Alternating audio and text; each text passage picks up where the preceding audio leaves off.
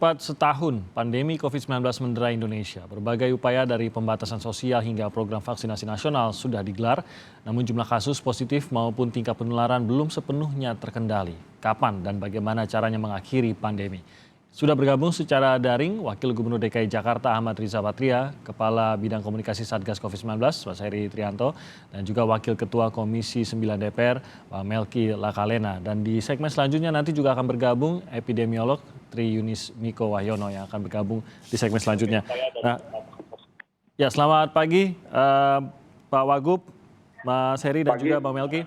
Selamat pagi, Mas Timothy. Pagi, Pak Wagub sama Pak. Sudah 1 tahun ini kita hidup dengan pandemi corona. Kalau saya ingin update dulu untuk situasi di Jakarta. Sebenarnya kan kalau kita lihat angka nasional ini ada penurunan begitu untuk setiap harinya berapa penambahan pasien COVID-19 atau yang positif corona ini. Di Jakarta sendiri Wisma Atlet kembali lagi sebenarnya dalam kondisi di atas 80%. Tapi apakah ada informasi terbaru Pak Wagub? Ya, jadi alhamdulillah ya memang ada penurunan yang cukup baik ya. Kalau kasus hari ini positifnya hanya 578, memang menurun drastis dari sebelumnya 2068. Kemudian yang kedua, kalau tempat tidur itu hanya terpakai 63% atau 5.246, dan ruang ICU itu tercatat di sini hanya 66% atau terpakai 747, memang ada penurunan. Mudah-mudahan hari-hari ke depan kita dapat terus menurunkan angka-angka kasus aktif, kemudian angka tempat tidur dan ruang ICU. Dan tingkat kesembuhan juga meningkat lagi, yang sebelumnya 95,5, hari ini mencapai 76%. Angka kematian 1,6%. Ada perkembangan yang bagus ya. Mudah-mudahan kesadaran masyarakat semakin meningkat dan kita ingin menjadikan protokol kesehatan, protokol COVID atau 3M sebagai sebuah kebutuhan. Jadi masyarakat melaksanakan bukan karena adanya regulasi atau banyaknya aparat yang hadir atau beratnya sanksi, tapi menjadikan 3M sebagai sebuah kebutuhan hari-hari. Nah ini kan sebenarnya juga angkanya belum mencapai yang kita harapkan. Walaupun penurunan tentu saja kita sambut dengan baik, tapi kita ingin juga bisa sampai sangat-sangat kecil begitu angkanya. Kalau setelah setahun perjalanan, apa yang dianggap memang paling efektif untuk menekan angka penyebaran ini dan apa yang selama ini sudah dilakukan dan ternyata belum maksimal, Pak Wagub? Ya, jadi kalau ditanya apa yang paling efektif, memang banyak sekali ya program yang kita laksanakan di Jakarta ya. Yang pertama adalah yang mungkin agak berbeda dengan banyak daerah lainnya adalah 3T ya. Kami memang di DKI Jakarta menggalakkan 3T, yaitu testing, tracing, dan treatment. Angkanya kalau sampai 42,5% ya. Jadi kontribusi testing DKI itu bahkan mencapai 42,5% dari testing nasional ya. Artinya hampir setengah testing nasional itu diisi oleh DKI Jakarta. Memang ini sengaja kami terus tingkatkan karena kami meyakini cara yang paling efektif adalah 3T ya. Jadi cara penyelesaian masalah buat kami adalah mengidentifikasi masalah terlebih dahulu. Dan itu hanya didapat dengan cara melakukan testing. Hingga DKI Jakarta dengan segala kemampuan dan keterbatasannya terus mengoptimalkan, meningkatkan jumlah testing. Dan kalau kita lihat rata-rata jumlah testing kami itu selalu di atas 10 kali lipat ya dari testing yang diminta oleh standar WHO. Nah itu juga kelebihan DKI Jakarta. Kemudian kami juga meningkatkan kontak tracing, dan terakhir kami treatment. Terbukti dengan kami terus meningkatkan jumlah rumah sakit ya, total rumah sakit di DKI Jakarta sekarang rujukannya sudah mencapai 106 ya dari 192 rumah sakit yang ada. Kemudian juga puskesmas 290, puskes kecamatan 44, jumlah laboratorium kami juga sudah mencapai 82 dengan kapasitas atau kemampuan 25.143 sampel per hari. Ya. Tadi kalau jumlah tempat tidur itu sudah mencapai 8.263, kemudian ruang ICU sudah mencapai 1.133. Inilah beberapa yang terus kita upayakan, di samping juga kami terus menambah jumlah tenaga kesehatan secara berkala. Dan hotel juga terus ditambah. Jadi prinsipnya segala sarana prasarana terus kita tingkatkan untuk memastikan bahwa seluruh warga Jakarta maupun non-Jakarta bisa kita layani secara baik. Di samping juga kami terus menghadirkan aparat sebanyak mungkin didukung oleh TNI Polri dan juga Ormas. Kemudian juga kami terus melakukan penertiban setiap hari dari pagi hingga malam hari dan memberi sanksi bagi siapa saja yang melanggar. Oke, saya ke Bang Melki. Bang Melki, catatan Anda sendiri setelah 1 tahun perjalanan bersama atau hidup bersama pandemi COVID-19 ini, ada di nada positifkah atau menurut Anda masih banyak perbaikan yang perlu dilakukan untuk menekan lebih jauh lagi angka penyebaran ini? Ya, terima kasih Mas Timothy. Jadi pertama kalau kita evaluasi dari 4 parameter yang selalu dipakai dalam penentuan PPKM di satu daerah, yaitu angka positif yang tinggi, kematian yang tinggi, kemudian penggunaan bed tempat tidur untuk ICU dan isolasinya tinggi, dan kemudian angka kesembuhan yang rendah. Tentu kalau kita melihat dari 4 parameter ini sebagai catatan, itu harus diakui bahwa penanganan COVID-19 makin lama makin membaik. Ya, makin membaik. Itu disumbang oleh beberapa faktor ya. Pertama, dan yang terutama adalah kesadaran masyarakat terkait dengan pelaksanaan protokol kesehatan makin lama makin baik. Terutama di daerah-daerah yang ada kebijakan yang dalam skala besar itu, seperti dulu PSBB, yang sekarang PPKM sampai pada skala mikro itu menyumbang saya kira paling besar terhadap penurunan angka dalam 4 parameter tadi dan peningkatan terkait dengan kesembuhan. Jadi ini catatan pertama saya. Nah yang kedua, tentu kalau kita lihat juga kerja dari pemerintah sebagai bagian terpenting dalam penanganan ini di luar aspek masyarakat, itu juga makin lama kita lihat bahwa konsolidasi dan juga efektivitas dari kerja pemerintah di tingkat pusat yang melalui KPCPEN, setelah dari Pak Doni Munardo dulu gugus tugas, Satgas sekarang ke KPCPEN ya, itu makin lama makin membaik setelah Pak Erlangga Hartarto dan tim membantu penanganan ini di tingkat pusat, kemudian para gubernur, wakil gubernur seperti Mas Arissa Patria dan tim di Jakarta dan berbagai daerah, dan sampai kabupaten kota, bahkan RT RW saat ini sesuai kebijakan Pak Jokowi, itu juga penanganannya juga makin lama makin baik. Nah yang ketiga, kalau kita lihat juga di level hilir, harus diakui juga bahwa semua tenaga kesehatan yang awal mula mungkin menangani ini sebagai sebuah pendekatan baru ya dalam penanganan penyakit, makin lama juga makin baik penanganan di rumah sakit. Nah kita punya yang namanya rumah sakit rujukan utama dalam penyakit infeksi berbahaya dari dulu ya, mulai MERS, dari SARS dan seterusnya itu di Sulianti Saroso, dan banyak juga rumah sakit umum pusat dan daerah dan swasta, mereka makin lama itu makin bagus dalam penanganan COVID-19.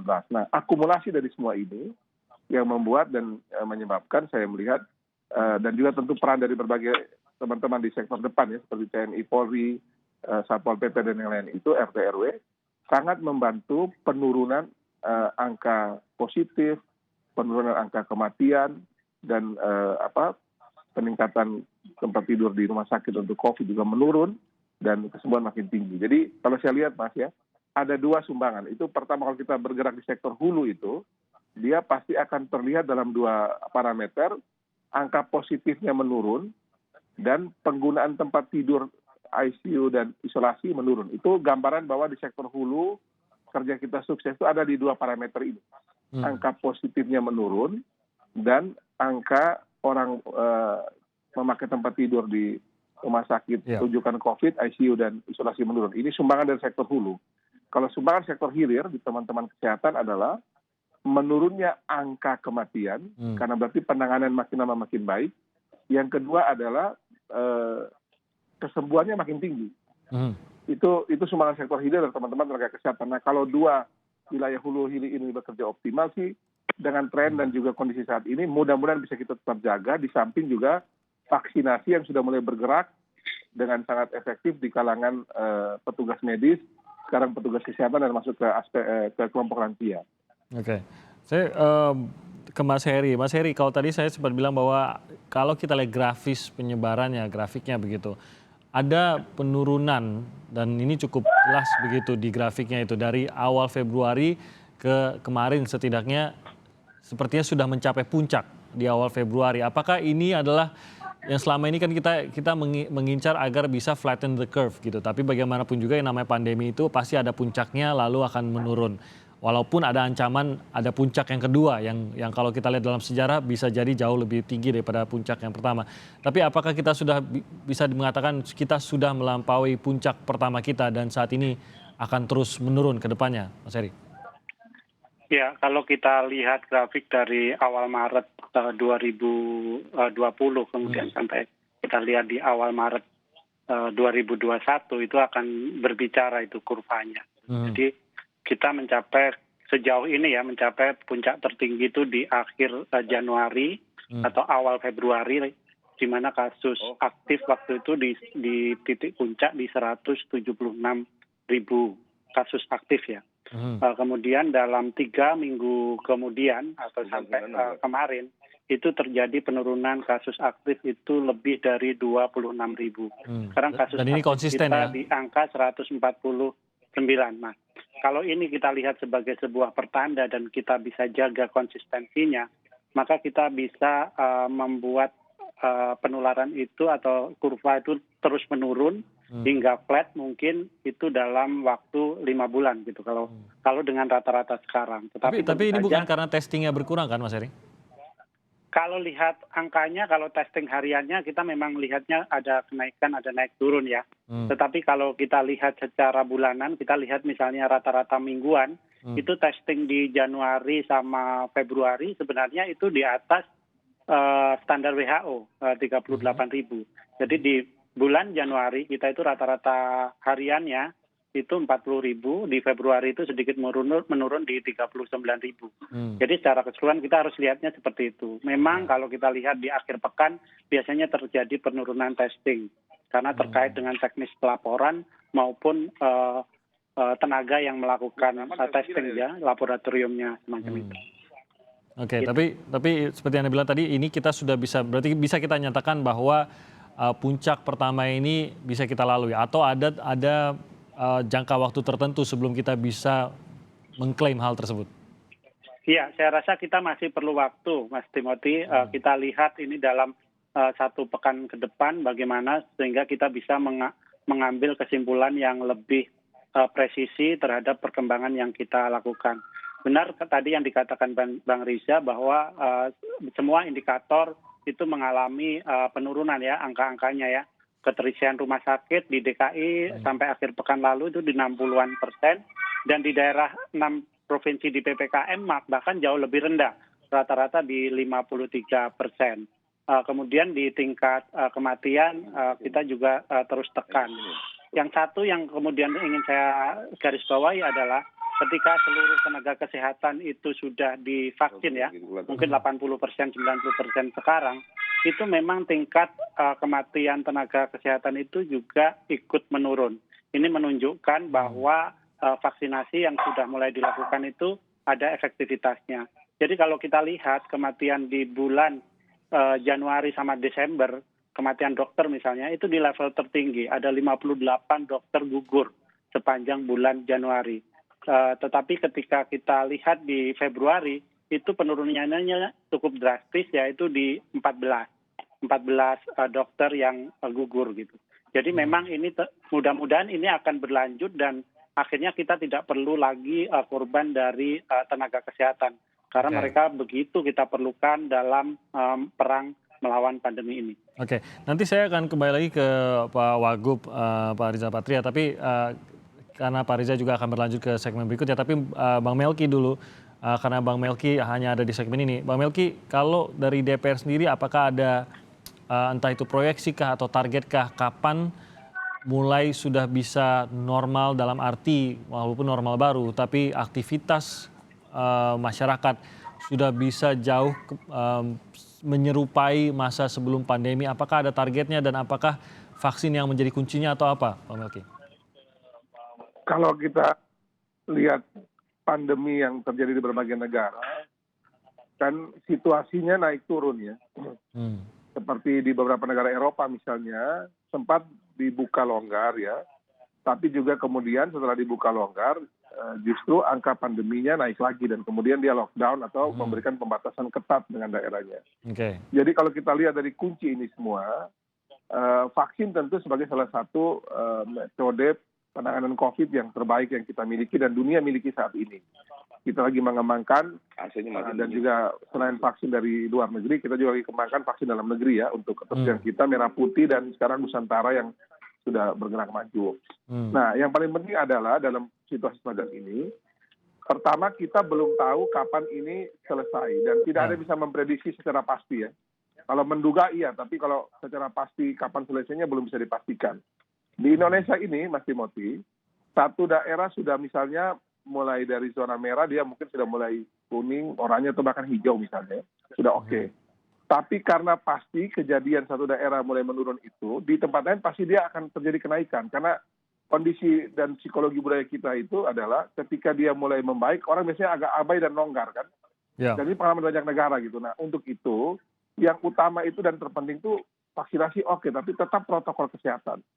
Jadi kalau kita mau menyelesaikan ini dengan baik itu, selain vaksinasi sudah mulai bergerak saat ini, yang penting itu protokol kesehatan itu kita konsisten, taat patuh dalam berbagai kegiatan dan di semua tempat dan setiap waktu. Inilah kuncinya ada di sini, selain juga vaksinasi mulai bergerak ya. Saya memang baru kemarin keliling dari berbagai daerah, kami Komisi 9 keliling. Kami ke Jawa Tengah, kami ke Jogja, kami ngecek semua rumah sakit itu, semua mengatakan ada penurunan orang masuk dan kemudian kesembuhan makin tinggi. Jadi rumah sakit itu TNI, Polri, pemerintah, pusat, daerah, swasta menyampaikan bahwa rumah sakit makin menurun menerima pasien COVID. Kami ke NTT kemarin juga sama. Saya keliling waktu reses, saya lihat semua rumah sakit cerita juga sama. Swasta dan negeri juga laporan sama. Jadi ini tren yang bagus, positif makin menurun, tapi yang pasti untuk memastikan bahwa kita tetap terhindar, protokol kesehatan yang utama dan tentu vaksinasi harus mulai diikuti dan direspon oleh seluruh kalangan, baik itu sekarang ini kita masuk di lansia dan petugas publik dan besok ke sektor dan juga kelompok rentan lainnya. Tapi mendengar angka yang semakin membaik ini bukan justru membuat kita semakin bebas begitu ya Bang Melki ya, atau semakin lengah, tapi justru kita harus menyadari adanya penurunan ini memang justru karena kita meningkatkan protokol kesehatan sehingga justru harus ditingkatkan lagi begitu ya Pak Melki ya, bukan untuk kita sambut kalau kita lihat Mas Timothy, kecuali PPKM-nya berjalan efektif kan pasti menurun di semua daerah. Nah, PPKM itu kan berarti kan ada kebijakan yang dipaksa untuk orang harus tertib protokol kesehatan, kemudian perusahaan dan juga sektor publik kita harus lebih ketat. Nah, yang saya khawatirkan itu ketika kita longgarkan tanpa betul-betul kesadaran dari masyarakat dan juga tetap kita pantau protokol kesehatan, kan sering kejadian kan nanti dia naik lagi. Dan itu biasanya akan tergambar setelah liburan, karena kita jaga agar ini jangan sampai tren membaik ini kemudian dia mundur lagi ke belakang. Baik. Saya akan lanjutkan lagi dengan Pak Wagub, Pak Ahmad Riza Patria, dan juga dengan Mas Heri Trianto. Saya mau terima kasih kepada Bang Melki yang sudah bergabung pada hari ini, Bang Melki Lakalena dari Wakil Ketua Komisi 9 DPR RI. Dan nanti usai jeda, Pak Wagub, Mas Heri dari Satgas, dan juga akan bergabung bersama kami adalah Mas Triunis, seorang epidemiolog, yang juga akan menjelaskan bagaimana perjalanan dan apa yang bisa kita harapkan dalam langkah ke depannya untuk menghilangkan pandemi ini dari Indonesia atau setidaknya menekannya sampai angka yang kita inginkan. Usai jeda berikut ini kita akan lanjutkan perbincangannya.